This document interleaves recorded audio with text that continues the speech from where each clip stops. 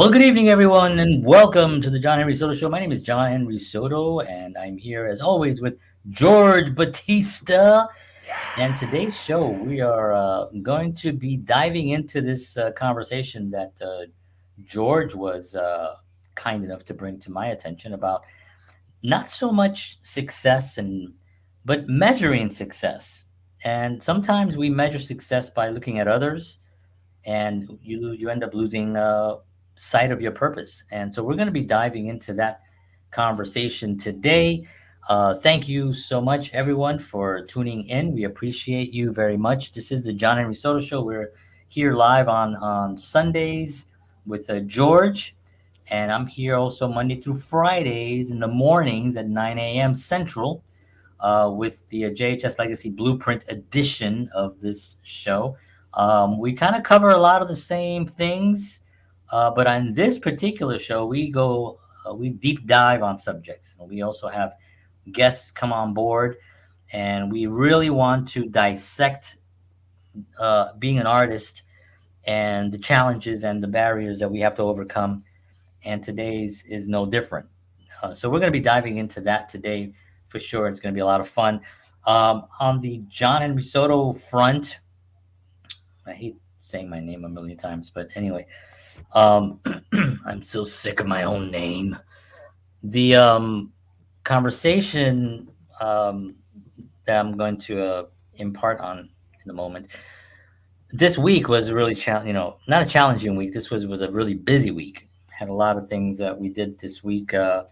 Last week as well. Been part of a seminar that I was in. I got to jam with some musicians. I got to meet some really great artists on Thursday night at the Southern Nights event at the Troubadour. That was a lot of fun. Got to see some really great talent. And got to meet some really great artists. They're just amazing. Every time you meet an artist and you're like, man, this person is unbelievable, and there's just so many great artists. Um, then I think on Friday we had a little bit of a storm here, and I know Florida got hit hard. So I just want to send out our best wishes and support to those that are out there in the Tampa area and Clearwater and some of those areas of people. A lot of people that I know there. Um, you know, we'll always bounce back, but just sending all of y'all our prayers and positive energy. And so Friday we stayed in on Friday. Saturday I went to a wonderful event. It was a seminar actually that was given by Annie Lavin, who by the Ooh, way has been on our show yes. numerous times, and will come back again soon, hopefully. But she gave this great seminar on the purpose of purpose, which is going to tie in really perfect to this conversation today. I did the seminar. I was fortunate enough to. She did the pilot seminar just for me by myself. Actually, I was super fortunate where she actually presented the whole seminar, videos and everything, and I got a tremendous benefit from it and tremendous successful wins from that. And then on Saturday we got to do it again with about 12 others, and the seminar was really great, and I got more positive benefits there. And she got a lot of great feedback. But yeah, she's got this great course or seminar that she delivers, and so it's going to tie in perfectly to that today. And then today we're here.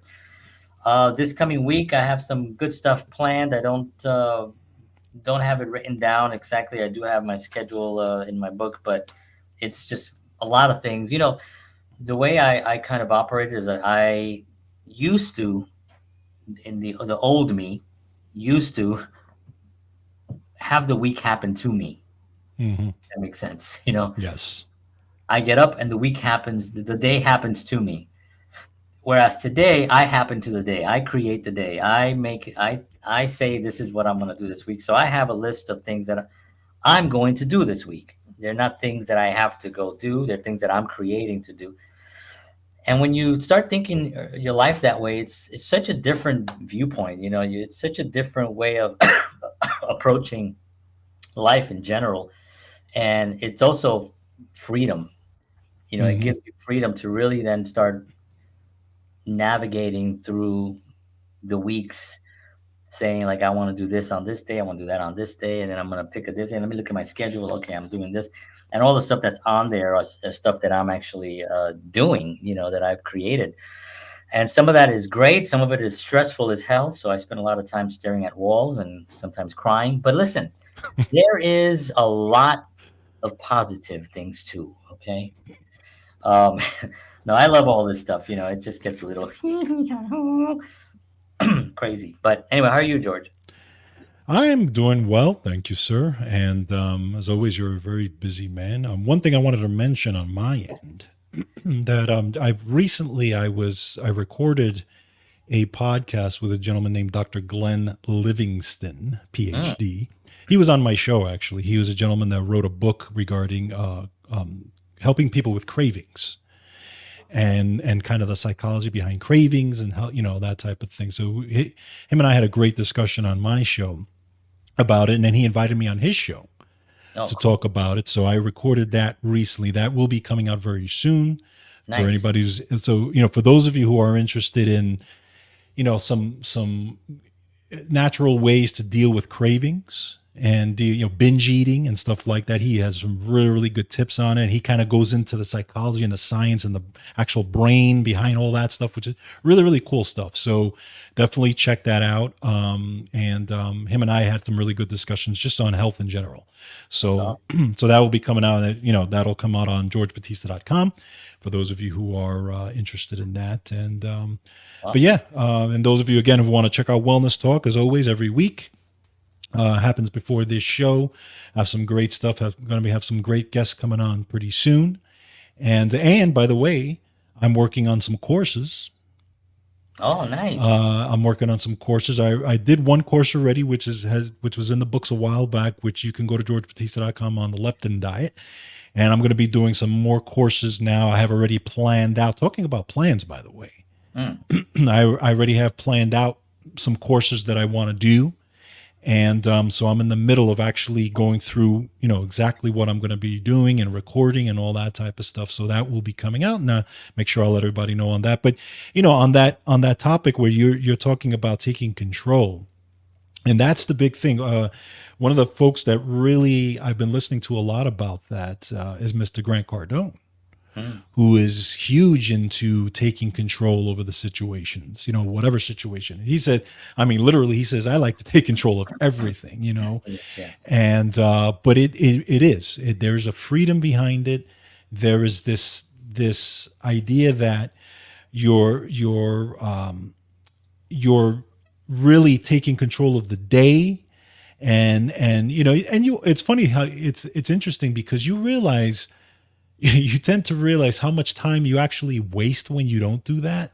Oh, man. When you sit there and then you look at the clock and you're like, wow, hours have just gone by, where you can actually be productive and actually lay it out the way you really want to. It's such a great feeling. It is. Yeah, that's awesome. Yeah, I mean, it is such a when you sit there and you try to it it kills so much time. Yeah, And if you actually just sat down and took 20 minutes to just say what you wanted to do that week, it would save you an enormous amount. Because yeah, I mean, we all have responsibilities and we all want to excel in the things that we are passionate about. But you got to plan it. right. You have to have some action on it. I mean, that really is the key thing is action. I mean, like ideas. Like I get people sending me ideas all the time. Hey, I have an idea. We should do this. And I'm like, hey, that sounds like a great idea. It's just an idea. Yeah, It's like, Gary Vee says, right? Ideas are shit. Execution is key because yeah, everybody can come up with ideas. You can yeah. have a million ideas, but if there's no one there to execute them, then they're pointless. So you have to kind of try to get yourself into the mindset that you are a creator of things. Just take on the viewpoint, take on that persona of being a creator, and be the creator and then Right. say, I'm going to create this. And it doesn't have to be like artists, like I'm going to create a course or a film. I'm going to write it. It doesn't have to be that way. It could just be, I'm going to create a good situation at work. That's right. I'm going to go into work with a good situation. I'm going to create my day. It's going to be better because I'm going to go in and I'm going to be fun that day. Even if I'm not feeling it, I'm going to create a better situation, and that is so empowering because now you can control what you're feeling. So Right. if you're driving and somebody cuts you off, you're like, okay, somebody cut me off. You're not gonna go, it's like, what are you doing? You're wasting so much precious energy. Just somebody who has wanted to get there before you. Are they really gonna get anywhere before you? No, because you're not going to where they're going. Right. You're not going to the same place. So let it go. And it's just so much more. It's, as they say, it's more better. So today's topic is measuring success without losing sight of your purpose, and this is one of those conversations that kind of always seeps into all the other conversations. But we wanted to kind of pinpoint a little bit more of it, and wanted to kind of go a little bit deeper into it. And I'm gonna turn it over to George first because I know he had some views on this, on the subject. He brought it up to my attention last week, and then we'll take it from there. Yeah. So the initial question that I kind of posed to John, and it's something that we've talked about as musicians. We've talked about in, kind of all the different areas of our lives, and kind of going back to where we were musicians and starting out, and really looking at watching the greats play and all this type. My question to John was, how do we measure success? Meaning, and you can do that in different areas, right? You can measure success in all these different areas. So if we just pick music, for example, okay, how do you measure success as a musician? Okay, how do you know how what do you call a success when you get to a certain level? Is it, and this is just kind of question I'm throwing out there. Sure. Is it when you get to a certain level? Like, I remember as a musician, I would always tell myself, if I get to that level where I can play any style of music, you know, in that, for me, being very versatile, because I love the ability of being versatile in music. For me, that's a success. For me, I'm a successful musician if I can go in there and just play a jazz, like Kenny Aronoff does, play jazz and then turn around and play rock and then turn around and play country. I love that thing, and I was obsessed with that. Yeah. Okay. So that was made for me, was a successful, was kind of a successful musician. And then you can take it a step further. How do you measure success as, in the group dynamic, as a Right. band? Where do you see yourself? And then John and I have talked about it. So, that was the initial question, really. And again, there's a million ways to go with it. Yeah. But it's just to kind of to the implant the idea in the person's brain of, what do you think success is? And Right. then kind of take it from there. Yeah. I mean, having being in Nashville now, and going out a lot to different places and seeing a lot of musicians, you start realizing, how people who are not in this industry are very narrow-minded in what success is. Right. They'll see, if you sell 1 million records, then you're successful. That's their only measuring stick that they have. But then I'm here in Nashville and I'm seeing musicians playing for a living, making a good living, Yeah. playing everywhere, touring with different acts, and knows their name. They're not Right. household names, but they are tremendously successful. I mean, Right. a perfect example is like one of the most the great bass players that has played, right? Nathan East, right? Oh, yeah. Who's played with Eric Clapton for now. He's not a household name to you and Right. I. He is, because we love him and we've Right. been following his career for decades, but that's a tremendously successful guy. Now, if he walked into a room, if he walked into a CVS, he's not going to be mobbed That's unless true. I'm there and you're there, and we'll be like, "Oh my God, Nathan East!" You know what I mean? It's Yeah. like, but it's like that with a lot of different artists. They're tremendously successful. So being here, I see success now, in that area differently. Same thing with actors and filmmakers, and you know, all these things are things that you do for your life. You know, you're Right. only a success if you don't give up and quit, or if you have this weird idea that the reason that you got into it was to just make money. Hmm. Then it's there's a little bit of you lose sight of what the purpose is of being an artist, Right. if you go into it that way. And you might be successful. Maybe there are people that have been successful that way. I've heard famous people. I think I've heard Gene Simmons say why he got into music is like for girls. I did it for the girls, and anybody who tells you differently, they're liars. Okay, they're effing liars. Okay, but that's his personality. That's what Right. and he's very successful. He's been in a big band. And that's just one example on that extreme side, right? Right. The rest of it is more like, if you love music, if you love what you're doing, if you enjoy and you get to play it, and you've gotten good enough that you can actually play with artists, and you don't, you can be called up and instantly play. You are successful in that, Yeah. because that is what that art requires. That's You right. know what I mean? The art requires for you to be able to do it. So Yes. once you can do it, you are successful in that. And if you can do it well, where people are like, "Wow," then you can do it really well. Right. It's the same thing with acting. Dustin Hoffman was famous for saying, if he hadn't gotten lucky early on with the Graduate, he'd still be doing it. He Yeah. said he'd still be doing it. He'd be doing it in small theaters, in community theaters. He'd be doing it. He'd be going on auditions. He'd be going. He loved, he loved it, so he'd always be doing it. And there's so many actors out there right now that are loving it and doing it, and they have regular jobs, and they get out of work. They go to their rehearsals. They do their rehearsals.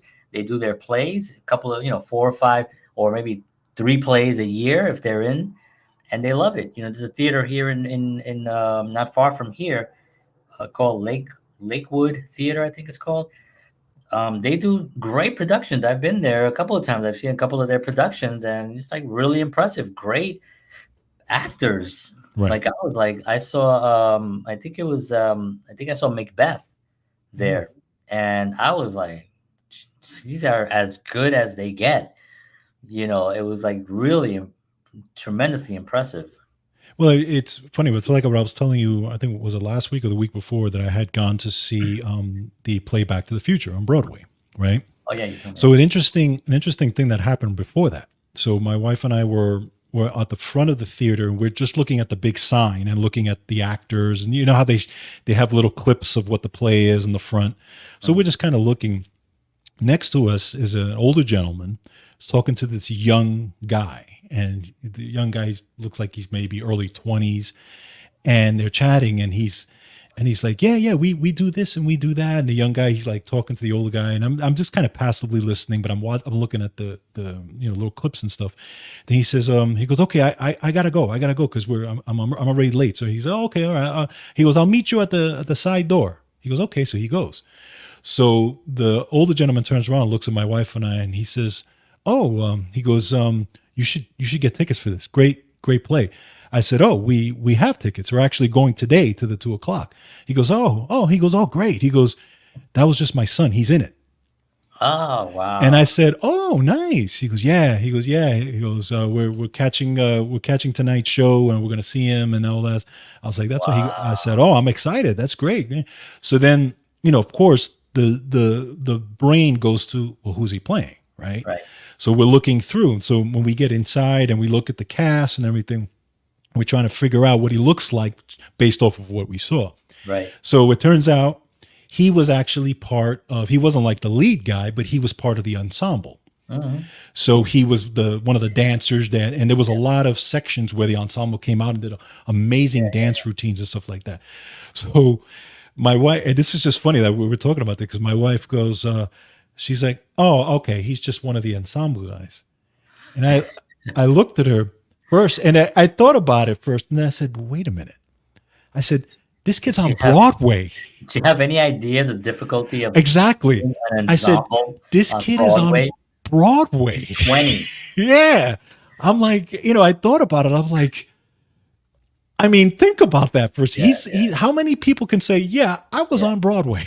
yeah, you yeah. know? I mean, I'm telling you, it's just the idea, the viewpoint. It's Right. like, Exactly. and I'm at a stage now in my life where I don't engage in those kinds of conversations. Right.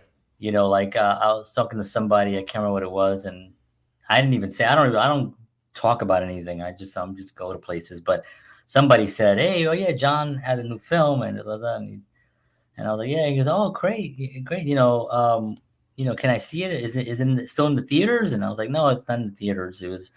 It did go to some theaters across the country, but it was in festivals." And they're like, "Oh, okay, okay, cool, cool." And oh, but it was a short film, was it? And they're trying to put me into where they feel Yes. comfortable where Right. I'm at, Exactly. Exactly. so they can feel comfortable. And if I would have said no, it was a big hit, and it got nominated for all this stuff and all that, then it'd be like, oh wow, that's great, I want to see it. But if it was like, okay, it was a film that did well and it didn't went into festivals and it did a whole, it did some stuff. Oh, okay, cool, cool. It would, they measure it based on what they understand. Correct. And I Correct. think that part of it, for an artist anyway, it becomes really difficult because artists are sensitive, Yeah. and especially when they're younger, you know, anything can actually destroy them. Like a comment or something, on their performance or whatever. It's just something that you have to really be mindful of as an artist, that you're going to get people who do not understand where you are and how much success you have. Yes. People have seen me playing guitar. I played today and stuff like that, and somebody wrote, my sister actually, wrote. He goes, "Oh my God, I forgot how good you were. Right. I forgot how good you are." And it's like you can be doing more in that, in that, but that's not really the point of it. The Right. point is that you're doing it, Yeah. and you're expanding and you're happy and you're at a level where you feel more comfortable with yourself, than you've ever have. So when you're measuring yourself, and well, I have like five things here that I want to kind of use as how people measure their success. Not that they're right. Actually, nothing we say is right.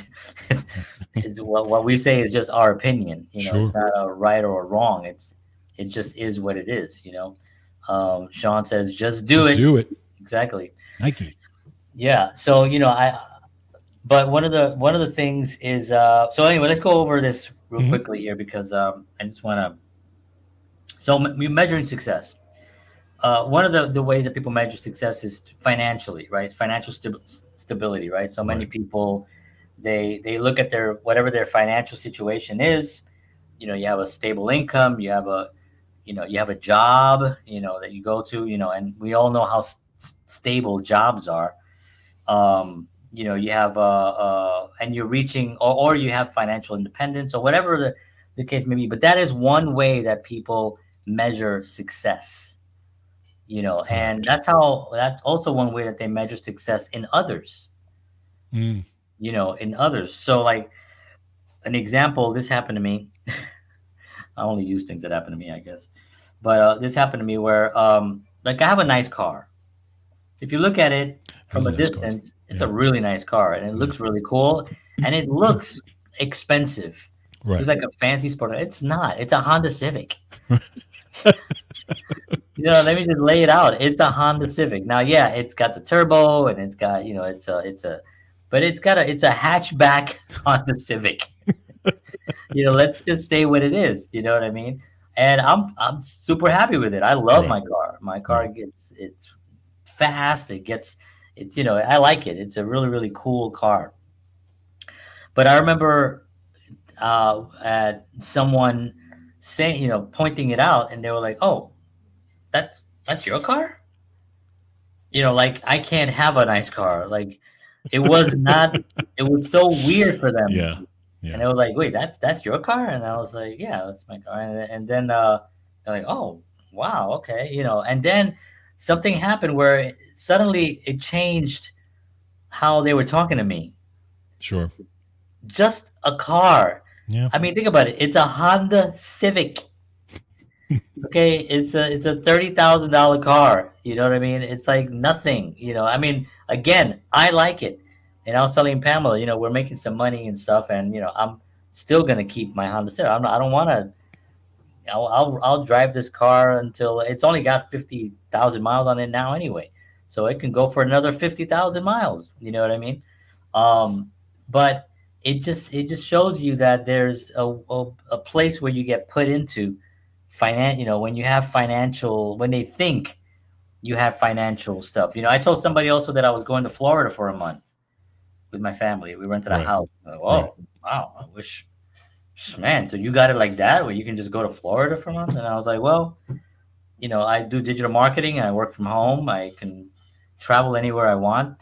My wife is a teacher, so she was off for the summer, so we can go anywhere we want. Yeah. And we just rented a house. It wasn't like I rented a mansion, or a house by the beach, Right. and we flew on a private jet. It was like that was, but this is like, the what people where people put you in. Yes. You know, Yes. It's that preconceived notion they talk about where you're right. It's like for example, you see again going back to an actor or whoever it is, where you would think, oh well, they did this and they did that, therefore they should be making a lot of money. It's like the one thing that we noticed during the strike that was very visible during the strike, right? How many, all these actors that were out of work that were living paycheck to paycheck. hmm But and many of these people who were on shows that were successful.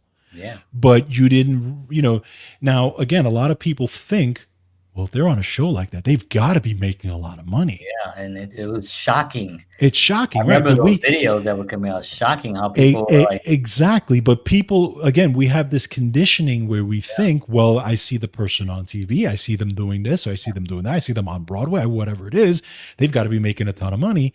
yeah. And you don't realize that you don't, that's not always the case. No, I mean, especially when you're talking about like television or something like that, like, to get it out of the way, height is not a way to measure success. It would be great. Nice. Oh, Nice. Sean, gosh, we love you. But like I remember that those conversations with those actors, and one of them, like for example, if you get a Law and Order, or Law and Order is not out anymore, but if you get one of those type of TV shows, that's SUV, SVU, SVU. whatever, SVU, um, whatever those shows are, and if you get like a five liner, or if you get like an actual featured, or or you get to be presented as a, um, then you might get $8,000. You know, Yeah, but what if that's the only job you get in 3 months? that's right. You know what I mean? What if the rest of it is just auditioning and you're just trying to get that next thing? Well, $8,000 in 3 months is not going to sustain a life. That's You right. can't survive with that. You know, so this is part of like, especially if you're living in New York or LA, or one of the hot spots to do those shows, you can't survive. So they don't realize that. Oh, when you see somebody on TV, it's like boom, they're usually famous. It's like, but yeah, that is one way that people do measure success. It's through financial things, and um, but the way I feel that success is measured, and we're gonna not talk so much about the negative part of it, but it's really when you have, and this is what I learned on my course, a purpose, because a purpose is not a goal. A goal is, I'd like to buy a car. That's a goal. Right. A purpose would be like, I like to use my car to help people, to drive around and give and bring food to people that need it. That's like and that's what I want my car for, because that's my purpose in life, is to feed people and to go around helping people, right? That's a purpose. A purpose is a something that you really, that you get up in the morning for, and that's your purpose. And it took me a long time to and this seminar that I talked about really aligned it for me because I used to say my purpose, and you and I know this because we've had this conversation before about my purpose was to help artists, right? I've said that since day one. We've always wanted to help artists, help the artists, help the artists. And then I thought, well, I don't only help artists. I also help my kids. I also help my wife. I help my friends. I help people in different situations. People that had different jobs that I've had. But so it's not. I started looking at that a little bit more, and then I started looking at different words because the course actually, you should do it. Actually, it's a really good seminar. But it gives you like all these words for you to look at to try to figure out like what word, and I was looking at words like creativity, and I was looking at words like empowering people and all that stuff. But then the word enlightened, I saw it and I thought enlightened. And I realized my show, my films, my content, my book, the JHS talent, all that stuff is all enlightening people, whether they're artists, whether they're the audience, for them to create their better life so then they can go influence others. And that's my purpose. My purpose is to enlighten people so they can find their creative voice and get on the path to help others. That's my purpose. And when I figured that out, I was like, oh man, it was so empowering because now, no matter what happens around me, doesn't matter what happens. I know the purpose. Hmm. So if this didn't work out, it goes back to the purpose. If I'm Yes. doing this over here, it goes back to my purpose. And when and I felt I felt comfortable with measuring my success because of the purpose. Because I look Mm. at things like, remember I talk about the life snapshot, where if you take a snapshot of your current life and you go and you show it to yourself at whatever age, 16 years old or 18 years old, whatever it is, what you would think. Mm. Yeah. And that I can measure that.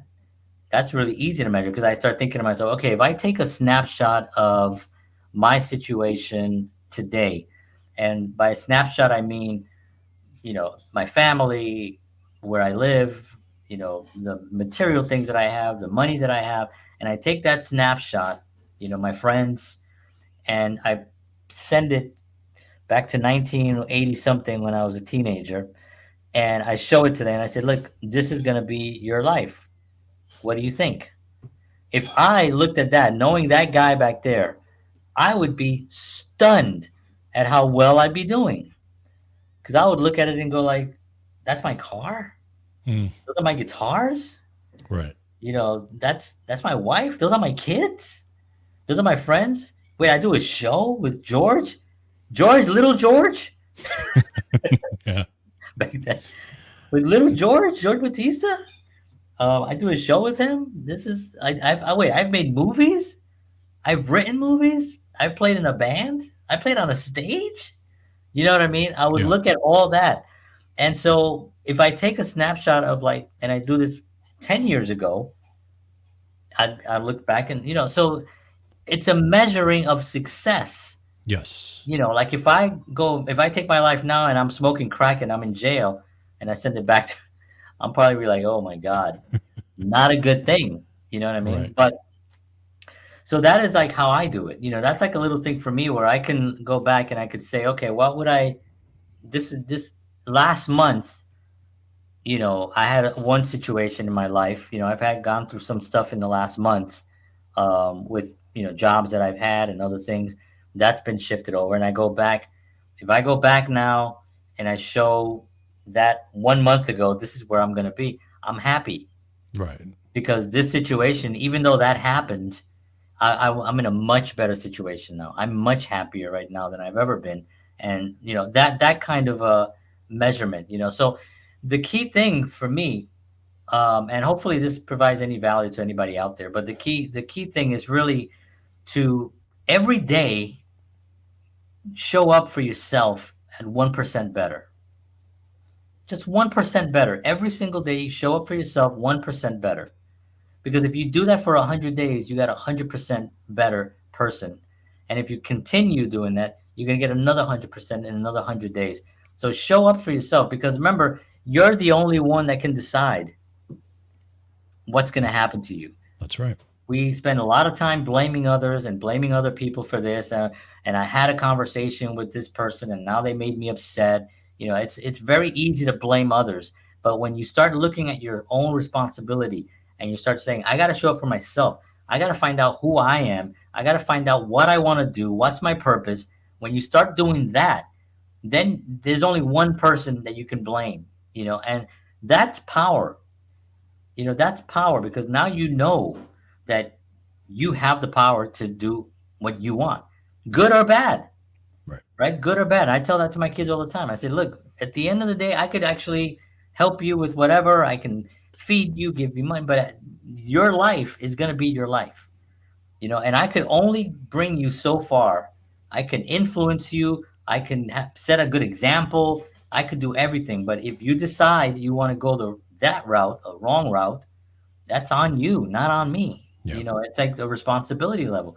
Now, obviously, we're very, very close to our kids, and that's one of the ways that you can do that, is to keep close to them. But you want to show responsibility, and I think adults do not show responsibility for themselves and for where they want to go. They're blaming their job, they're blaming their boss, they're blaming their mom, they're blaming their dad, they're blaming their spouse, they're blaming having kids, they're blaming everything except you can make it go right if you just take the responsibility and come and show up for yourself at 1% better every single day. It's one of the most important conversations you can have with your kids. And this is one of the things I've learned as a parent, right? Yep. It's the conversation I had with my daughter several times, including responsibility, especially when she would have, I mean, we still have it. I mean, she's in college now, but, when she would have difficult teachers, she would have, or situations would happen in school Mm-hmm. that, that would happen. And she would come and she says, well, it's because this teacher is blah, blah, blah, or this person. And I would look at her and I said, no, no, no, no, no. I said, don't even go there. Okay. Because that teacher is going to be that teacher. You're going to face 100 of those teachers. Yeah. Okay. Thousand people. I said, you're not going to change the teacher. You have to change yourself. And I would always tell her that. Do not blame the teacher. You have to be better. You have to figure out what the situation was, how you could have handled it differently, how you could have changed, whatever. You could have studied more. You could have, whatever the case may be. Okay. Yeah. And this is my, always has been my conversation with her. And I think that conversation is so important because it's not a conversation I had with my mom growing up. Now, I mean, my mom did the best job she could, but we didn't get into those conversations. I had to learn these things through trial and error as I got old. Now, funny thing you said about that, because when I look at my life, right, if I were to take a snapshot of me now, back then when I had tissues coming out and of my pockets and all those allergies and all these things, right? You think about it, I would have never thought back then. I that would have been my life. I would have thought at 16, 17 years old, I'm going to be like this for the rest of my life. Not Never only would have are known. you healthy, but you're a wellness I know, professional. You have your right? own show where you help other people. Exactly. And it's very interesting how that turns out. Same thing with the music piece, right? Where I got to a level in music where I was I mean, I'm never satisfied where I am, but I got to a level that when I was 16, 17 years old watching Dave Weckl, Neil Peart, and all these guys play, and always going, oh my God, I would love to do stuff like that. Yeah. And now at the level that I'm in, I'm not saying I'm as good as them, but I can do stuff that if I would have taken a snapshot of it and show myself 16, I would have been like, there's no way I'd be able to do it, Yeah. But it's so true. But it's that thing that you learn, and it's all about taking the responsibility. It's all about controlling these types of things, and then you get to a level like all these musicians that we talk about, the Nathan Eats of the world, the Steve Gadds of the world. Okay, they're not, like you said, they're not household John names. Robinson. I mean, John Robinson. Everybody in the world has heard this man, but nobody, everybody has heard John right? Robinson. But most people don't even know who he is. Right? But again, these are the guys that I look at and I go, oh my God, this guy's like my idol. That type of thing. It's true. Yeah, it's I think a lot of it has to do with there is a blockage in people. Yeah. They don't want to admit that they are either flawed or that they need growth. They need help. They Right. need, you know what I mean? Like, Yeah. I know that where I sit right now, I got a long way to go. Yeah. I have flaws. I make mistakes. I'm still learning on so many different levels about life, you know. But the fact that I know that gives me a little bit of an upper hand because I'm not going into any situation thinking that I know everything. Right. I go into a situation wanting to learn something, Right. and I think there's a sense of no responsibility, that has seeped in maybe because of the school system. Everyone gets a trophy kind of a Yeah. deal. Everyone passes, no child left behind, that kind of thing. Where in the old days, if you didn't get good grades, you got left behind. Yeah. And that was just a hard lesson, but you'd learn and then you figure it out and then you try a little harder the next time and and get the help that you need, right? But that responsibility level of where you are, so you can effectively know how to measure success.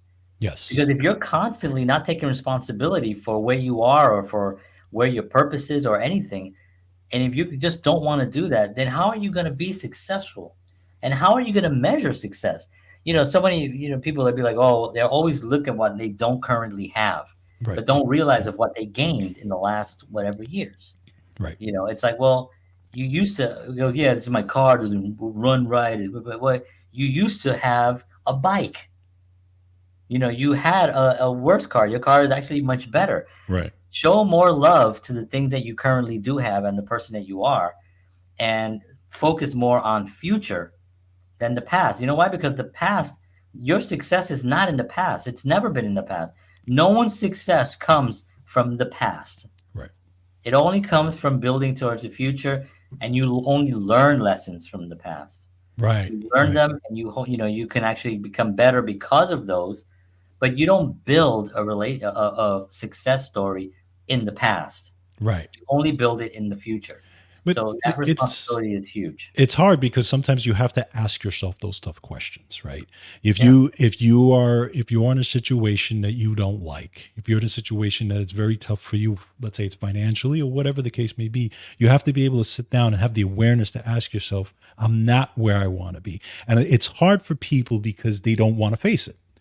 They don't want to look at it. It's very Hey, easy just to say let's say financially, I don't even want to look at my checking account. I don't even want to yeah. look at this type of stuff because it's a scary proposition for them. It reminds them right back to what they don't have or what they're, Yeah. instead of saying, you know what, I'm going to have to face this issue and I'm going to have to make tough decision, ask tough questions, but at the end of the day I know I can get to the other side. So you Correct. have to kind of get past that. You can do that in health and finance and in art and anything.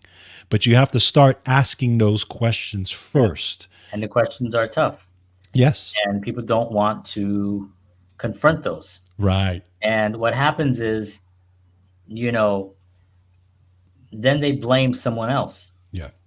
They blame someone else for either asking or having them look at it because nobody wants to look. Nobody wants to look at that, like you said. And when you don't take the responsibility to look at your own life, and you think you're fine and everyone else is wrong, man, you are in trouble. Yeah. You are in trouble. And so, measuring success, another thing here that I have is, this career achievement, personal fulfillment, relationships, work-life balance, which I don't like that expression, work-life balance. That's not a that's not a thing for me.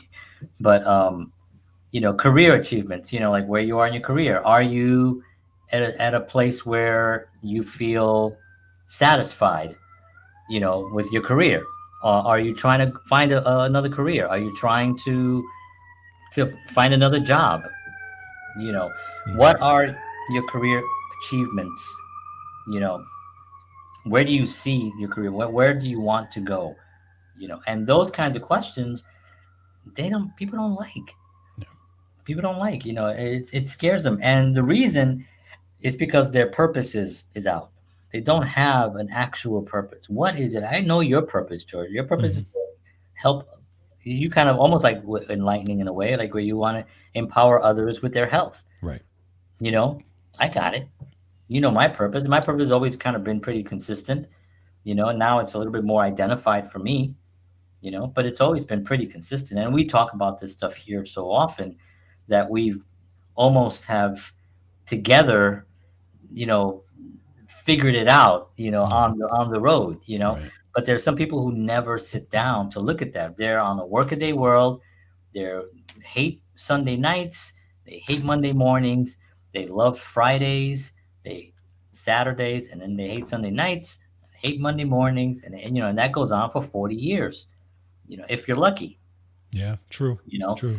and so that part of it is really where I think, um, this whole thing about, this whole thing about, um, trying to, you know, trying to figure out where you should be, you know, and that's like the wrong question.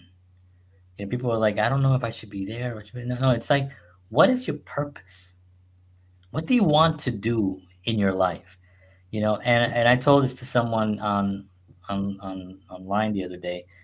If you're sitting down confused and trying to figure out what your life, the meaning of your life, let me tell you, you are way ahead of the game. You're doing the right thing, because if you could even get to that point, you're winning. That's true. But if you can't even get yourself to look, what is your purpose? What are you here for? If you can't even get to that point, then you're going to struggle. Not only are you going to struggle, but you're going to blame other people. And then other people are not going to understand you. And then you're going to get upset with the wrong people. And then you get wrong targets. And then you get, a bunch of other things can happen after that, right? But you have to first start with that conversation with yourself and be like, damn, what am I doing? What am I doing? What am I doing? I like to play music and I like to do films and I like to, but what is it? What does all that tie in? And for me, I was fortunate enough that I can figure that out, and now I feel much more free. You know, but I had a little bit of that moving into all this because I'd been doing this. Yeah. That's another thing about this whole thing is you got to do stuff. Yeah. you, Sure. you have to do. You can't just, it's be, do, have. So you got to do Yep. stuff, and that part of it is important. It's showing in the work for employers are fine. Yeah, yeah, That's right. that's Yep. right. Actually, I just read something. I don't know if you're talking about the same thing, but there was an article where I read about that employers now don't even want to hire Gen Zs because they say that they're too emotional, Hmm. can't hold jobs. That's right. I did hear They're that. they need safe spaces, which companies are like, well, we're making donuts. Where do you need a safe space? Yeah. We're selling coffee mugs. I mean, what is this? We're not, you know, and there. But I think it has a lot to do with the fact that they don't have a purpose, and and so suddenly you go to college, and we've talked about this a million times, right? You go to college, you get out of college with a huge debt. You meet somebody, you get married, you buy a house with huge debt, you get a car with a debt. So now you're in your mid 20s, maybe pushing 30, and you have $500,000 worth of debt. You have to find a job, and you find a job doing something that first couple of weeks you like, first month you're okay, 6 months, all right, this is my job, a year, oh man, 2 years, I hate this place, 5 years, what happened to my life? Hmm. Why True. am I doing this? True. And it's because they don't have enough, the school system is very, we've talked about this before too. It's very, we need you to get on this conveyor belt of work. We need you to work. We're not going to show you anything about entrepreneurship. We're not going to show you how to run your finances, what a bank account looks like. We're not going to show you about mortgages and mortgage rates. We're not going to teach you any about these things. You're going to learn all that when you're out there already stuck in it. Yes. When you're in the thing already, you're gonna learn all about that. Um, and we're not gonna show you what your purpose is. We're not gonna have you look at your life and see what your purpose is. Like you ask a kid, well, what do you want to do? Like right now, my son. If I ask my son, well, what do you want to do in your life? What do you want to do? I want to play Xbox. All right, that's where he currently is right now. His Right. reality is that my daughter likes doing cosmetic things. She likes dance. That's what she's doing right now. You know what I mean? So you validate where they currently are, and Mhm. eventually they'll wake up and be like, you know what? I want to open up a dance school, or I want to actually create a video game. I want to actually get into software management or software development. You start with that, but you have to. Kids aren't really being validated with that they currently want, because Right. there's none of that in schools. It's like you have to pass to the grade, and there's all these tests that it's these kids like have like anxiety like through the roof, because it's on purpose really. But unless you're smart and just have a natural, like Sean Manuel is a genius. He is. He's a freaking super smart guy. He won the spelling bee contest. I don't remember, Sean, if you're out there still, but he won like this. I don't know if it was national, but he won like a spelling bee. And Nice. so he's a really smart guy. Not only Sure. that, but he's musically smart, so he Yeah. can, you know what I mean. And he's putting he knows his purpose. When I first met him, I already knew his purpose. Yeah. You know what I mean? It was like he was music, writing music, composing music, music, music, music. That's all it was. So you kind of already know that, you know. But one thing about that that also people don't realize, and again going back, talking about measuring success. Again, we can look at it through the lens of music. We can look at it through the lens of podcasting, the things that let's say I've done in my life. Those things that you're doing, people don't have to understand that you have a skill that a lot of people don't have. Oh my god, Okay, think about that. Especially, so I mean, true. think about think about that. Like you could be at a level in music, for example, that other people would dream of. You don't have to be playing Madison Square Garden. You can be playing a club. I mean, just like you see it, John. Right? We've seen jazz clubs. We've seen musicians that blow us What? away. Okay, they're Literally doing like 15 feet from like some of the greatest musicians of all time. right, exactly, and they're doing things that not many people on the planet could do. Wow. Same thing with podcasting. Same thing with whatever the case may be. So there are amazing podcast interviewers out there who are so good at interviewing people. They Yep. mesmerize you in these things. Again, have a skill that you know so many people on the planet could never even think of. Yeah. That in and of itself, you have to think about it. Yeah. You've mastered this. You've mastered something that most people you will come across will never know about. Right? I used to have people look at me and go, I don't know how you're doing that. Yeah. Like, and And they and I'm like, well, you just do this, and they're right. like, but I don't get that. Yeah. And in my brain, I'm thinking, yeah, how do they don't know that, Yeah, they don't know that. Yeah. I mean, that's the whole thing. It's like even playing guitar and all the stuff, directing. One of the things about directing, for instance, right? There's no Direct, directing school. right? Directing a film. Oh There's my no god. directing school. You literally have to have the confidence that you Hmm. know what you want. Because if you show up on set and you're confused, or somebody comes to you with a question and you're like, oh, then everyone on set will lose trust. Right. Or they'll not lose trust, but they'll lose faith in your abilities. Yeah. And then they won't. They'll the respect will go down a little bit, right? But if somebody comes to you, and even if I don't know the answer, they'll be like, "Hey, do you want to put the camera up there?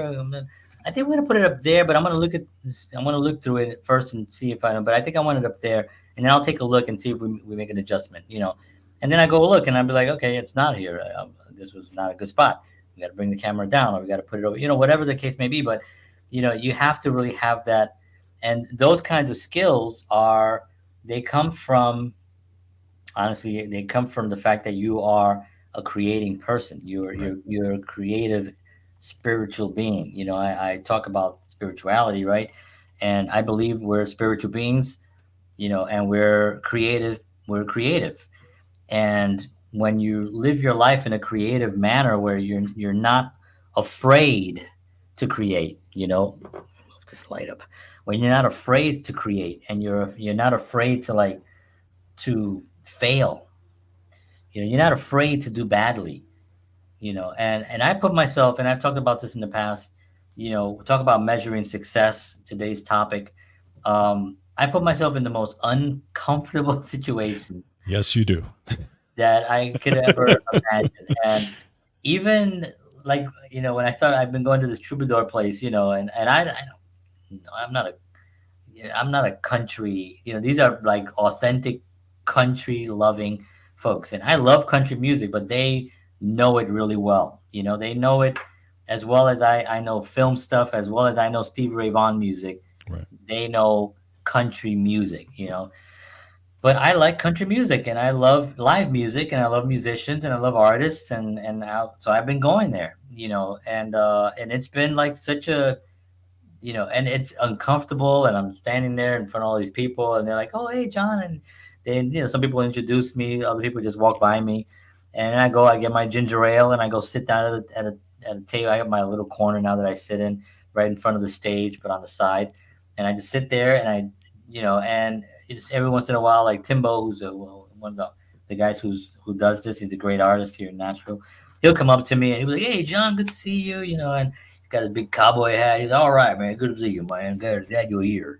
He's just fantastic. And like last week, I was like looking for his wife because I wanted to say hi because I hadn't seen her, and he was like, "Oh, she's in the green room. Come on back, come on back." So I went to the green room and I was hanging out there, and it was like I put myself in these situations to, first of all, because I do have a sincere passion for the music, you know, but I measure success by doing that. Mm-hmm. I go and this has been successful for me, to Yes. show up to places, to send that email, to make that phone call where That's right. you're like, oh my God, if they answer, what if they answer? To send out that email inviting a guest on the show, and what if they say yes? Good Lord. If they say yes, that means we're gonna have to do it, Yeah. and we do it, but those things are, when you go back and you measure success, it's because you put yourself in a situation that makes you grow and makes you be a better version of yourself, and you show up for yourself, Yeah. and you have to love yourself.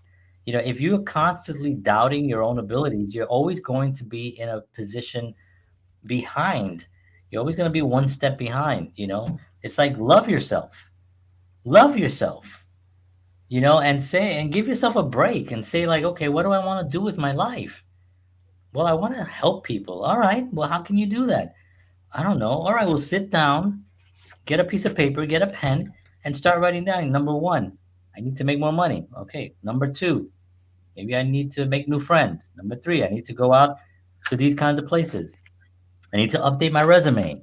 I need to, whatever, make a list, and then you go down the list and you start checking them off. It's really respecting yourself, and if you're a Mm-hmm. God, if you believe in God, and you believe that, we've been given this place to live, and we're here now. How about respect for what we've been given? Or how about your past family? I was talking to my sister about this, actually, and my grandparents came here with nothing. I'm listen, I'm older now than my grandfather was when I was born. Right. Okay. And my grandfather, if you look at pictures of my grandfather when he was my age, not to say that I look so great, but I'm saying, if you look at him, he looks like an old man. Right. He looks like an old man. Now, this is a guy who worked the fields of Puerto Rico. He worked as a truck driver. He was a fireman. Then he worked at a factory for 20 years, in Manhattan on 54th Street or 55th Street, wherever it was. And he worked for 20 years, I mean? So this is a man who worked his butt off, My grandmother did the same thing. She worked at a factory, So for me, it's like, out of respect to them, and my mom, and, the what she did for me. And my mom introduced me to great music. If it wasn't for my mom, I wouldn't have heard a lot of the things that I experienced. A lot of the music that I love today. So she always was supportive of my music, and you know my mom, and she would come to our shows when we were Yep. playing. She was very supportive of stuff. So in their honor, I have to get my ass up and I have to be kind to myself because they were kind to me, and I don't want to disrespect them. Right. I want my legacy to be because of them, not because somebody gave me something. It's because of their work, my work, legacy. Right. And for Right. me, it's like it's important to do that. But You you're know, also changing, or you're making better your line, the right? line, Well, generationally, you're generational, making, because now you're same thing that I'm doing on my end. yeah, Change, you're changing, and you're changing that line down, because then our kids and grandkids and great grandkids are going to have a different outlook now. yeah, yeah, So it's that's an important piece, but also teaching them that growing, nonstop learning is a great driver, right? yeah, It's a great driver. And I always say to myself, my little saying, and I remember Wayne Dyer used to say it all the time. He goes, I may not be as good as I want to be, but I'm better than I used to be. correct. Yeah, and I and know that. that little phrase right there is what drives me to Yeah, be better, a better musician, better father, better husband, better podcaster, better whatever the case may be. yeah, And I'll never stop. I'll yeah. never Me stop neither. Yeah, I mean because that's the whole point. It's like, and you're right. We're both Puerto Ricans from the Bronx. There was a certain area, there's a certain line that we should have been on, or that we yeah, should be on. That we disagreed with from an early age, from listening to the kind of music that we listened to and everything else that we did. We were not in agreement with it. That's why we're changing the generational shift. We're right, shifting that generational line of where we thought, my kids are not going to have this experience that I had growing up, and their kids are not going to have the experience. Your kid is not going to, hmm, is already in college. yep, They're already not having the experience that we were supposed to have by that's growing right. up where we grew up. So there is that element of, and again, it's that measuring of that success, and wanting to continue to progress and to do better and to do better. George and I have been obsessed with music for a long time. So when we really started, and when I went with him to buy his drums when he was like 16, and we put his drums together, and I mean, within a couple of months, we're playing songs, Yeah, we're playing music, and then we became obsessed. And then it was like, well, I played for 12 hours. Oh, yeah, well, I played for 13 hours. Well, I practiced for this time. It was like a competition thing. We yeah, were just really just pushing ourselves because we became really obsessed with that whole thing and wanting to. And you measure your success because you're passionate about what you're doing in life. that's it. And that comes from having a purpose. And when you have a purpose, you can move forward, you can help others more effectively, and you can be happy. Hmm. People that don't have a purpose are not happy. They're looking for something else. They're looking for some other thing. And that to me is a tragedy, and it's something that can be addressed and can be corrected if a person just sits down and looks at what they love, what they're passionate about, what has inspired them throughout their lives, what their family means to them, what their current job is, what their commute is like. You Yeah, write down all these things and you look at it, and it will give you your life. And a little sheet of paper, you can look and you can be like, okay, that's where I work, that's my family, that's my commute, this is how much money I have, this is how much money I want, this is what I own, this is, and now you're like, okay, what does this represent now? How can I address these things to make it what I want it to be? And then you go down the line, you know, but it's a responsibility level that you have to achieve before anything. And once you get there, you'll have tremendous power and you'll be able to take over the world. Trust me on that. We are way past, well, not way past, 5 minutes past, but thank you, everyone, for tuning in. We appreciate you very much. We'll be back next week. I love these conversations. Please let us know If you're watching this on YouTube, hit that little bell down there, like, subscribe, and share this live with people that you think could benefit from learning, or from our message. If our message had any value to you, please share it with those that you care about. And hit the little bell there so you get notified every single time that we go live. All right, folks. Thank you very much. Thank you, George. As always, a pleasure. I will see you all next week, 7 p.m. Central, 8 p.m. Eastern Standard Time. John Henry Soto, George Batista. See y'all. Take care. We love you. And as always, peace. Peace.